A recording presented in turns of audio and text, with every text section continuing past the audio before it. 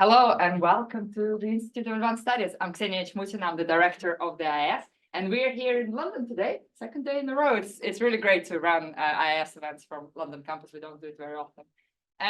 The IIS is the place at Loughborough University where we are having exciting transdisciplinary conversations about things that really matter. And today we're going to talk about universities. We don't actually talk about universities very often. You're kind of one of the first fellows who will start this conversation today. So it's my absolute pleasure to welcome Dr. Marina Cino Pagliarello, who is hosted by Professor Helen Drake, and Helen will introduce Marina. Just a couple of house rules before we start. So the talk will be recorded and shared online, as well as video, as well as a podcast.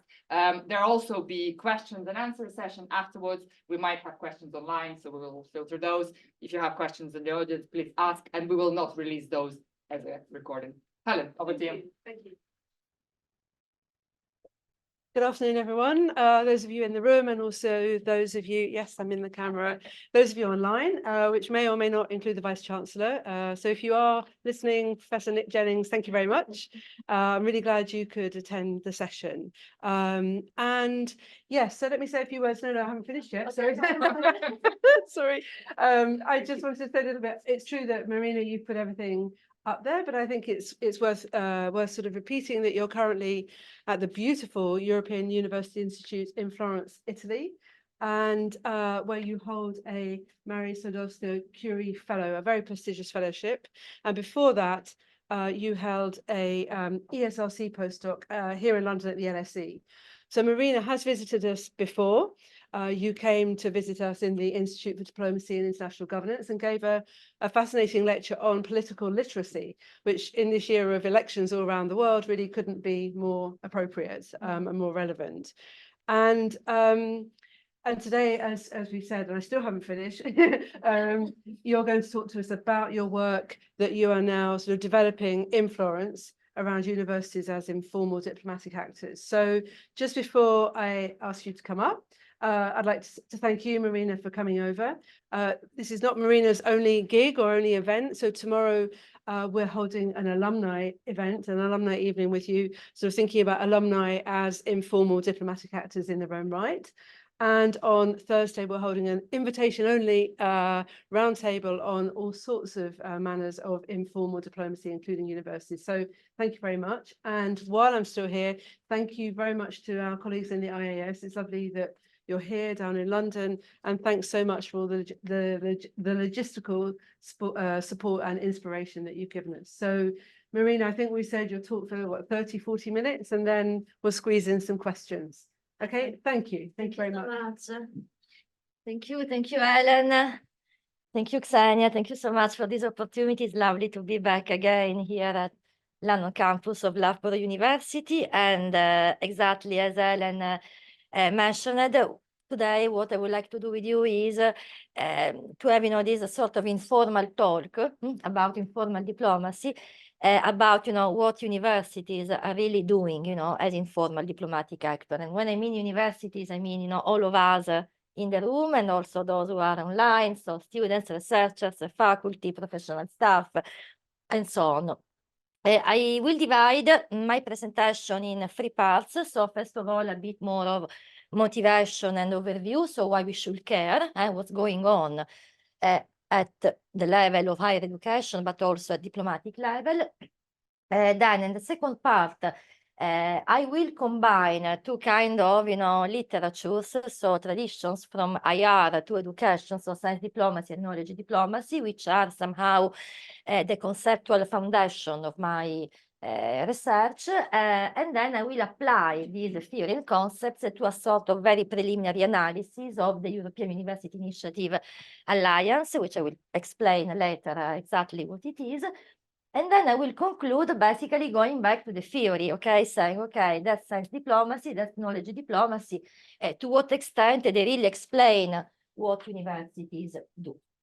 So first of all, let me tell you about the motivation. As I said here, the main focus is to explore this intersection between higher education and diplomacy. In particular, I'm very much interested in understanding how universities on their own, so in a very much autonomous way, detached from governments, contribute to achieve diplomatic goals. And as Ellen was mentioning, this is part of a bigger project, a Marie Curie project, 2 years project at the School of Transnational Governance of the European University Institute in Florence. What are my research questions? Exactly, first of all, what is informal diplomacy in the context of higher education? We all know and we all hear about, different diplomacy labels, cultural diplomacy, education diplomacy, but exactly, what we are talking about when we talk about informal diplomacy in higher education. Also, how universities are really this sort of autonomous agents, and also what is the type, what is the nature of their own diplomatic activities in tackling global challenges. So these are more or less all the questions of my Marie Curie project. Of course, I'm not going to answer these questions today, but we will be in touch in the future. So first of all, okay, what is going on? Okay, why we should care about this? We know very well, and I'm sure you all heard about it, how education has often been traditionally used as a vehicle of soft power. Okay, we know a lot about programs like the Fulbright program, the British Council, the German Academics Exchange, the Confucius Institute in China. Okay, a bit more controversial, but in any case, it's not a very new thing that education, higher education, is used as a tool to improve economic, political, social, and cultural ties. Okay, so there is always been this, traditional use. At the same time, we also know that there have been a lot of changes in current diplomatic practices, global issues more complex, advancement in technologies, the necessity to integrate scientific insight into policy making, and so on. Moreover, we know that the higher education market, I say market because, it has a size now, I think, of $80 billion. So it's really, a huge market. We know very well that, from the so-called ivory towers, where, we were confined for many, many centuries, and now universities are very much expanding, their scope and their activities. We also know that a lot of things are happening, increasing enrollment rates in middle-income countries, rise of hybrid learning, innovative funding models, more partnerships with business, industry, and so on. So again, there are a lot of transformations going on. And we also know that also the mission of universities are transforming. Before, we were only talking about the so-called first and second mission of universities, so teaching and research. But now we also talk about the so-called third mission, so the engagement with the public. And we also know that we also experience that in parallel to traditional activities like scholarships, exchange and conferences and so on, we have new activities. So the rise of knowledge hubs, joint university campuses, private-public partnership, international branch campuses, and so on.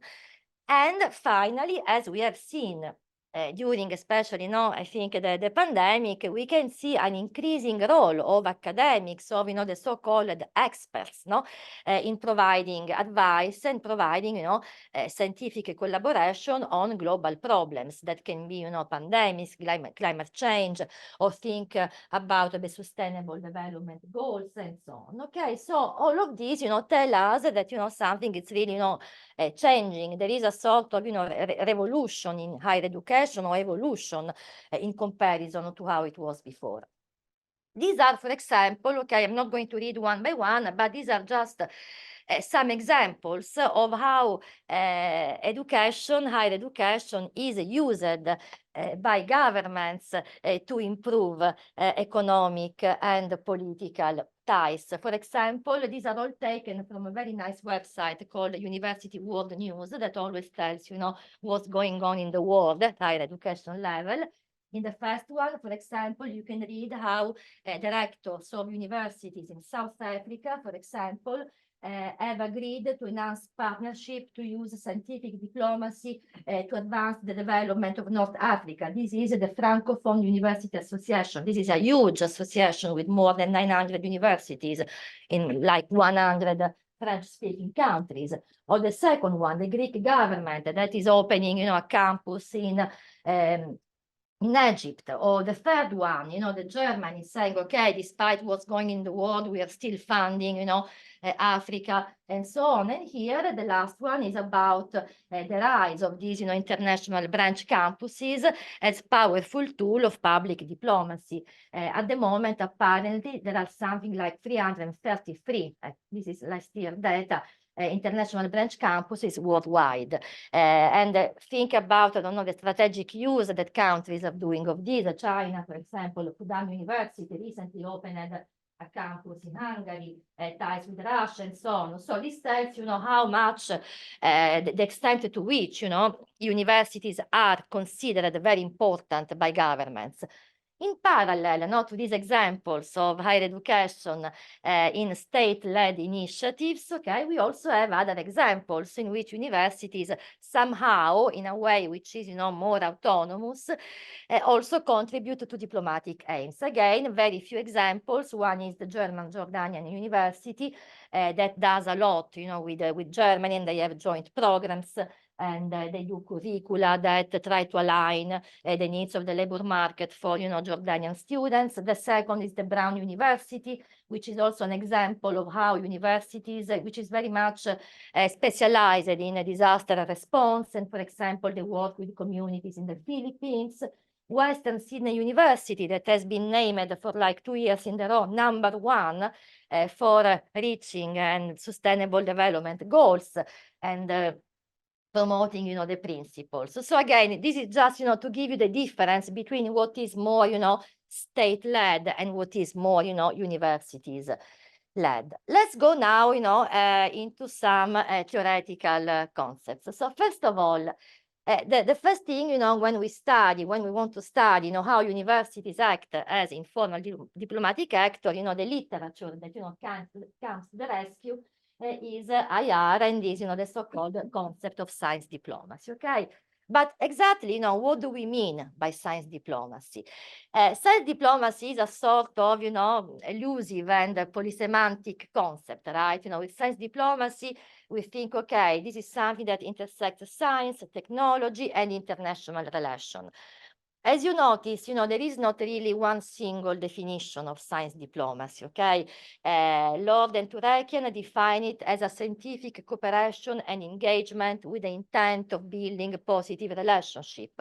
We also know that science diplomacy, operates at transnational level, across boundaries, policy frameworks, involves, different kind of stakeholders, institutional, NGOs, non-state actors, and so on. We also know that science diplomacy has, a lot of diversity of perspectives and activities. So, you not only have diplomatic exchange, but you have projects, you have, collaboration initiatives, and so on. And then another definition is, the Royal Society saying, science for diplomacy is, this use of science as a soft power, to advance diplomatic objectives. However, as you notice, it's not that this definition really help us, to understand, to capture the essence of science diplomacy, right? So maybe, in my view, I would love, to hear your thoughts later on this. It's better to define it as a sort of an empirical term, right? And here I think, Flink, Ruffin, and Gluckman a bit more close towards, better conceptualization, saying, okay, science diplomacy can be distinguished in terms of discourse, in terms of activity, and in terms of function. So let's go and see what they talk about. So first of all, science diplomacy as a discourse, what it is. Here, usually, the focus is on the narrative, is on the meaning. Here, science diplomacy is considered a sort of solution to socially articulated and constructed problems. A key characteristics of science diplomacy discourse is this grand challenge discourse, right? There is always a grand challenge to solve: poverty, inequality, pandemic, climate change, conflict resolution. And this grand challenge discourse, can be detected by several elements, okay? First of all, there is always an holistic approach. So, interdisciplinarity, joining efforts to solve a problem, which is a common problem. There is always, this in the storytelling, there is always the urgency, right? The prevent escalation. Oh, if we don't do something now, things, we are going to get worse and worse and worse. There is an element of partnership and innovation, an element of multi-actor collaboration, so again, maybe private and public actors, and also an element of sustainability. This is a science diplomacy as a discourse. As an activity, we have, activities that we all recognize because, we are very much involved, every day in these activities. So we have joint research projects, we have workshops, the fellowships, like in my case, right? I mean, I'm here in the UK, then I come back to the UI and, I improve something between the UK. I mean, I am in this moment a little informal, diplomatic actor, especially, after Brexit, scholarships and so on, and then, cooperation on common topics can be, data sharing, pandemic, space exploration, space cooperation, and so on. And then finally, we have science diplomacy as a function, okay? So here, science diplomacy basically is used under different ways. One way could be, to use science diplomacy to bolster economic growth and national interest. So science diplomacy more as a soft power. This is kind of a UK kind of maybe thing, if I can say, because Ellen was mentioning, my experience in the UK. One of my experience in the UK was that for many, many years, even now, I was working for LSE consultancy, so the consultancy of LSE, and we were doing a lot of, public procurement, tenders, grant, and every time that, from the UK government, there is something about, internationalization of higher education in the tender, the soft power word is always there. So, it's anecdotically, but, it corresponds. Or as a function always, to address cross-border interest, so by addressing, common interest and solutions, and also meeting global needs and challenges and so on. So, for example, I don't know, think about Germany and France or these, cooperation projects. I think they're more close, to this kind of function of science diplomacy in comparison to advancing national interest. However, here I recognize, some sort of limitations, right, when we explore higher education and science diplomacy. So first of all, it's a nice story. It's perceived very, good, very apolitical. It's exchange, it's collaboration, it's improving the world. However, as we will see at the end of this talk, I mean, there are a lot of challenges, right? Think about academic freedom, think about, political tensions, national interest, and so on. So it's not really all a happy story, a bed of roses, and this needs to be acknowledged. At the same time, science diplomacy, as we have seen in previous examples, is interested in understanding how the use of science can advance, support, informed decision-making, but also to promote objectives always, from a state-centric perspective. So the state is always, the government, whatever, the leader there. And exactly, in this vision of science diplomacy, higher education institutions are, the so-called elephant in the room. I mean, they are there, but, we say they are very important, but they're really considered as a sort of vehicles rather than, agents with their own, identity, interest, and so on. So basically, to sum up, despite, the acknowledgement that everyone says now that, higher education is fundamental to address global challenges, we don't really know very much about the nature and role of higher education institutions in science diplomacy. So for this reason, I was not very happy about science diplomacy. So, okay, let's move to the concept of knowledge diplomacy. Okay, so let's explore now knowledge diplomacy. This is from Jane Knight. So she's basically the one that has somehow theorized, conceptualized the knowledge diplomacy, and she comes from the British Council, so it's important that you understand, from where all this, comes from. And Jane Knight says, okay, it's better that we talk about knowledge diplomacy. And she gives also a definition. She says, knowledge diplomacy is this process of building and strengthening relations between and among countries through international higher education, research, and innovation. Okay, that's the definition, which is, okay, somehow it is a bit more, acknowledging of the role of higher education institutions as, main actors. And what Jane Knight does also, which I think is very nice and useful, she provides a typology, okay? She provides a kind, easy way to operationalize knowledge diplomacy. So she says, okay, this is the conceptual framework. I'm not going to read, through all of this, but just to give you an idea, is characterized by intentions and purposes. So again, the happy purpose to improve, things in the world.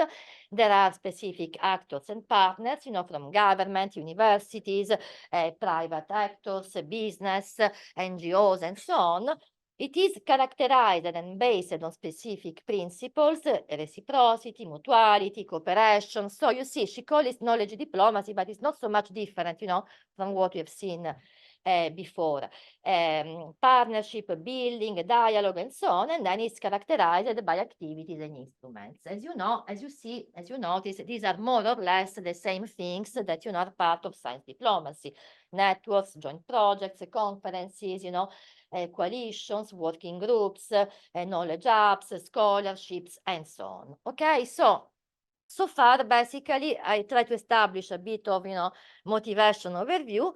We have seen the two concepts operationalized of science diplomacy and knowledge diplomacy. So let's try now to apply, this conceptualization a bit more empirically, okay? My project, as I was mentioning before, is about this initiative, which I don't know how many of you are familiar with, is a European Union flagship initiative called the European University Initiative Alliance, okay? So first of all, let me tell you very briefly what it is, this alliance. In 2017, Emmanuel Macron basically made, at La Sorbonne, this famous speech saying, oh my God, it would be so nice to have, a European university. Just, to give you a bit of context, the European Union has a lot of policies in common, right? We have the monetary policy, we have, some policies that are common policies. Education is not a common policy. It means that every member state, is, entitled to decide, about his own education system. So you can imagine how, the speech of Macron, oh, we need to have a European university, which is a very old idea, since 1957, it's not new, it's very, very old. But, this time, perhaps here, I'm sure that, Brexit also, played a role.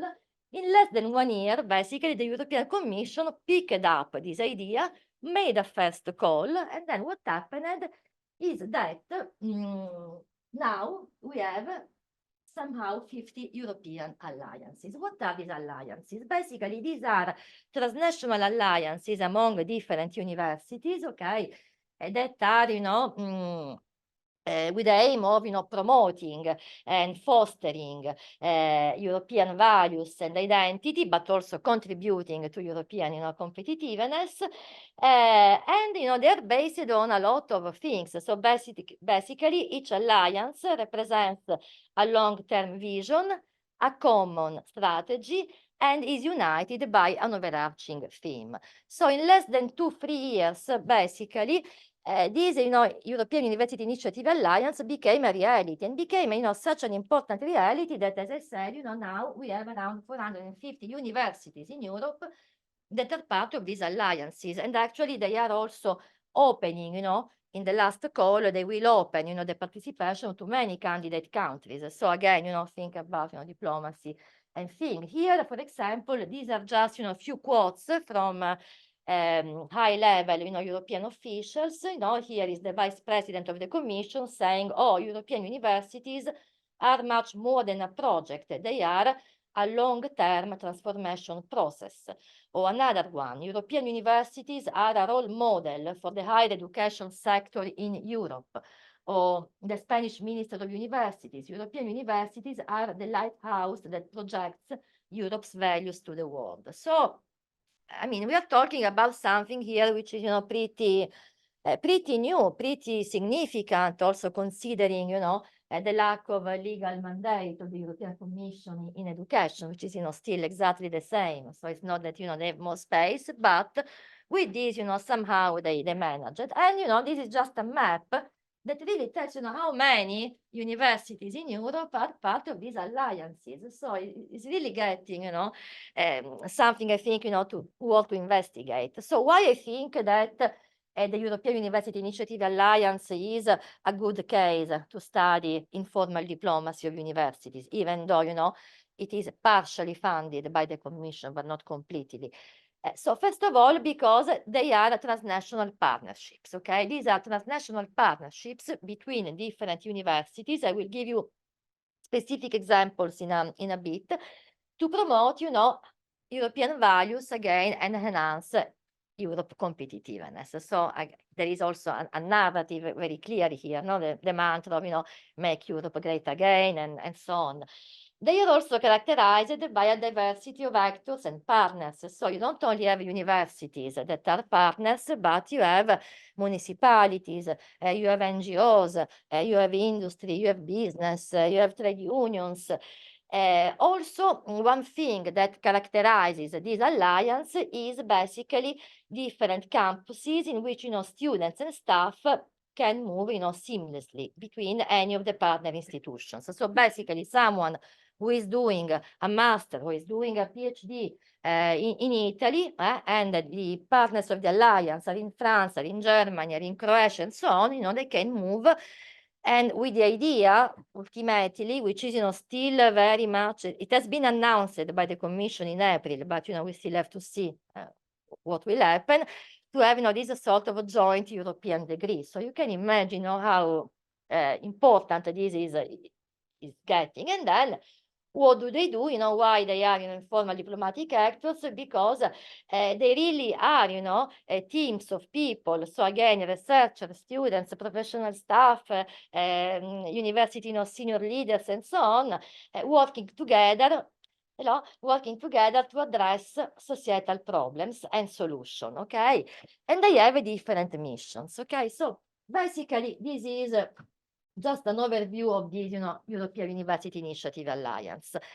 Now, what I would like to do is, you remember we spoke about science diplomacy, knowledge diplomacy, the different, analytical lens given by the both literature. And now I would like, to compare very briefly, okay, to do a bit of empirical analysis, choosing, two alliances.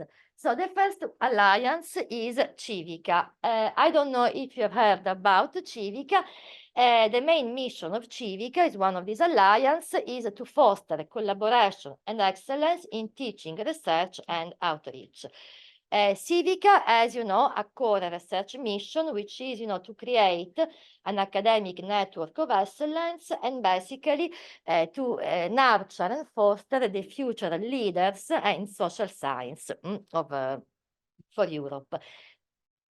Who is part of Civica? Civica is, very much elitist example, okay? In Civica, you have Bocconi, you have LSE, you have Hertie School, no? You have Science Po, you have, Madrid, you have Spain, you have SU, Central European University in Austria. So there are basically 10 universities that are part of this network. Of course, some of them are more, powerful than others, but this is, one example. What does Civica does? If you remember, we say that there are, specific themes and challenges that these alliances, try to tackle. In the case of Civica, there are, 4 main research themes. Remember the grand challenge discussed, right? Societies in transition and crisis of art. So you have, research groups working on these. Challenges to democracy in the 21st century. data-driven technology for the social science, and Europe revisited. These are, the four main kind of challenges. And here, these are, some of the activities that Civica does. I mean, again, it's just very illustrative, but they do a lot of, communication, a lot of, seminars. They do, they are very much keen in open science. They, share research infrastructure and so on. So imagine, 10 European universities basically working all together on this kind of fields. Civica is the first example. The second example is Circle U, is another alliance. Circle U, differently from Civica, because Civica is all, social science universities, right? LSC, Science Point, UI, it's all social science. Circle U is much more,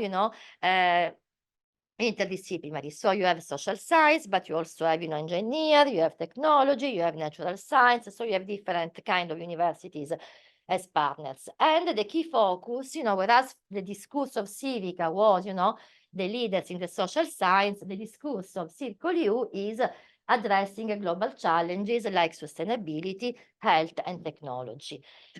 So basically, this is, the main focus of this university. What is very interesting is that, Circle U, but many of these alliances slowly now are becoming, very much autonomous. So they are established as international non-profit association. Not only Civica, but, Una Europa. So many of them now, they have this autonomous status. And these are the universities part of Circle U. I mean, for the UK, we have King's College.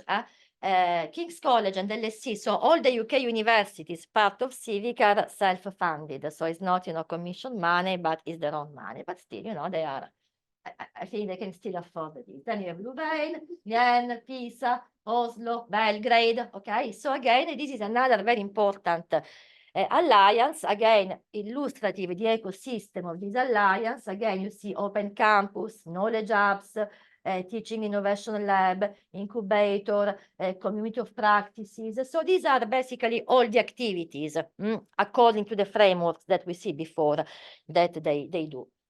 Now, what did I do? Basically, I compared the discourse of Civica and the discourse of Circle U according to our science diplomacy kind of framework.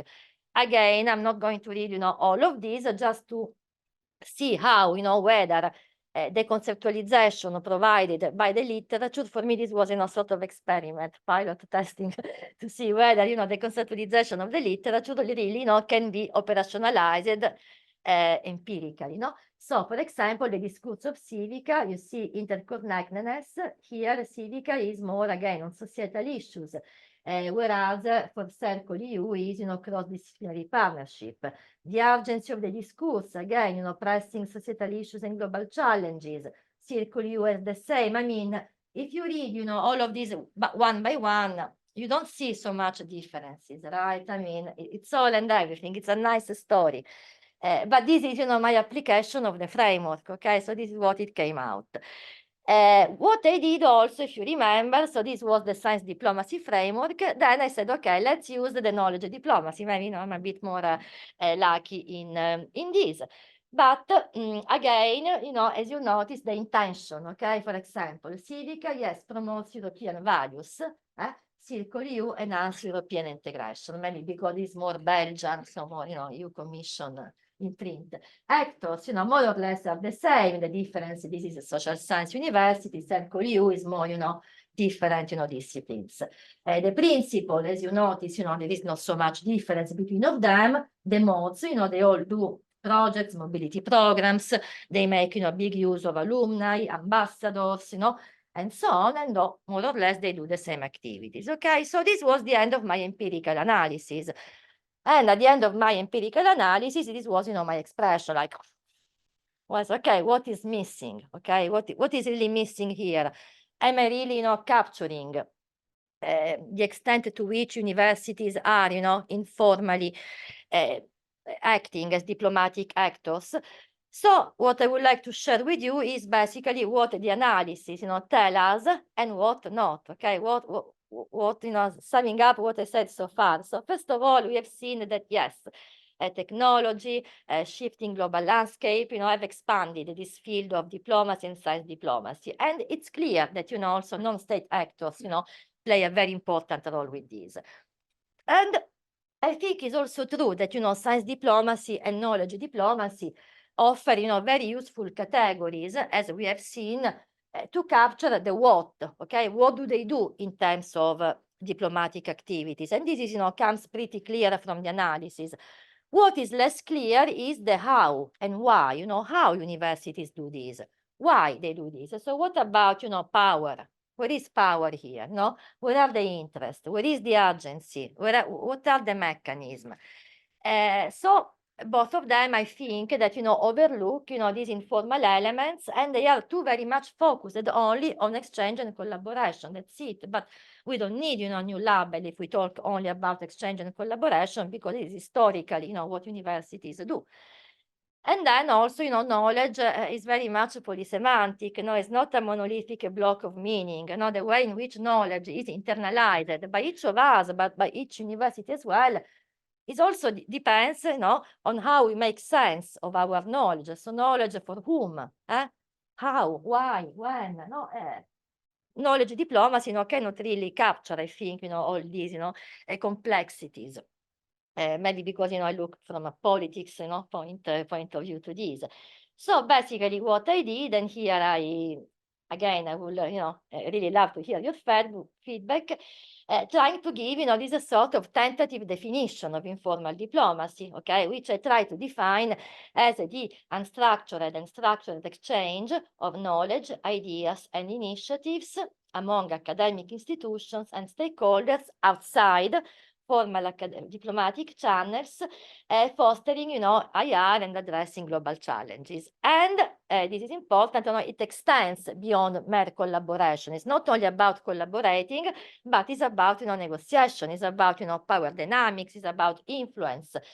And here, basically, universities are drivers and as well as recipients of diplomatic action. So this is, the preliminary kind of definition I came about after, I did all my analysis. And there are a lot of things which, I still need to unpack, right? First of all, a lot of challenges. First of all, how universities can really balance and compromise, right, their own mission and values versus all the geopolitical tensions. I mean, we know very well what's going on at the moment with all the pro-Palestinian protests, right, on US university campuses. And we know, the impact of this protest. I mean, Columbia University closed, and then we had the California State, Polytechnic, Humboldt, they closed as well.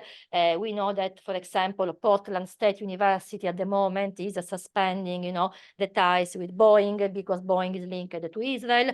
Trinity College Dublin, thanks to the demands of students, is also disinvesting, from specific Israeli company and so on. So this is also something, which is important to investigate.